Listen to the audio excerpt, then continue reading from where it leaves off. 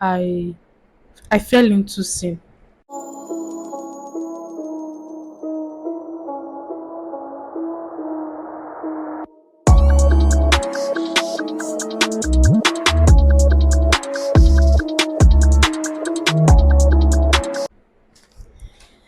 Hey guys, today I want to talk about something that came to my mind recently. Um, I don't know what you have done.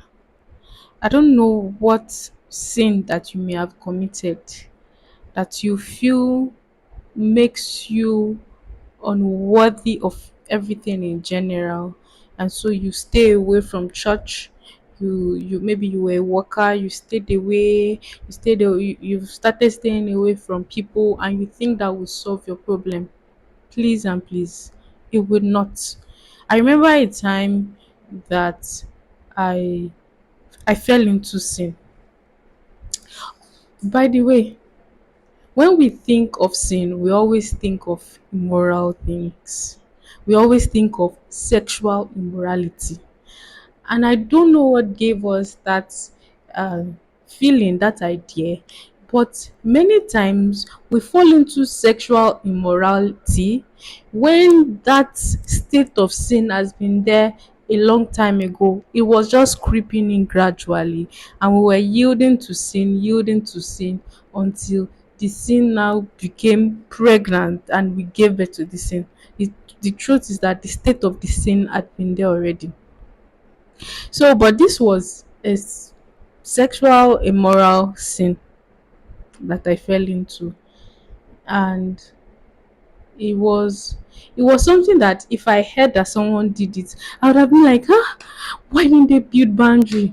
Why didn't they do this? Why didn't they do this? Ah, it's because they don't love God. Oh, it's because of this, it's because of that. But I fell into it. I'm not justifying myself because I fell into it. But because I fell into the sin, it made me realize how to be in that position. In fact, I just told God that no, what I did was so bad. I cannot, I don't even think I can ever come to you again. I don't think I can ever pray and worship. I don't think I can ever be in the church again and actually still worship and people will think I'm okay. I just thought no, there is no way again. I cannot pretend to people. So I stayed away. And trust me, the sin kept increasing. It wasn't until I got closer to God, it wasn't until I went to meet God and I told Him I was sorry for everything that things began to change. Interestingly, very interestingly, in that period, that was the same time that my pastor in church told me to come and preach. That was not that same period, but some weeks after that, he told me to come and preach.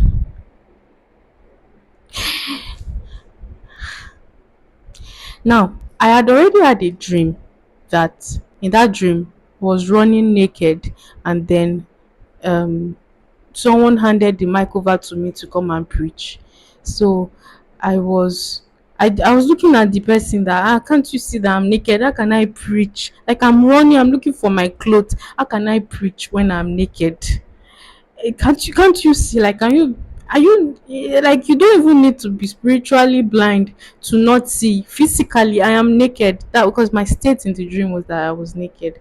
So the person kept giving me the mic, and I told him, okay, let me just go and dress up, then I will come back and teach and collect the mic and teach. Dear believers, I didn't collect the mic in that dream. I was looking for the cloth up and down throughout the dream. And because my pastor now told me to come and teach, and I remembered the dream that I went around looking for the clothes. I was looking for the clothes in places where I should not have been looking for the clothes. I should have been looking for the clothes to clothe me, to cover my nakedness with God. I should have accepted the mic. I should have accepted the mic. I should have believed that God was the one who was sufficient enough for me to guide me through. So I of course said yes to my pastor, and I thought, and that moment, that period was, it was a time that really taught me something, that God hates sin. But then when we sin, we should come to him and ask him for mercy. Because when we sin and now say, "Oh God, no, we have sinned, oh God, you can never accept me," that in itself is pride.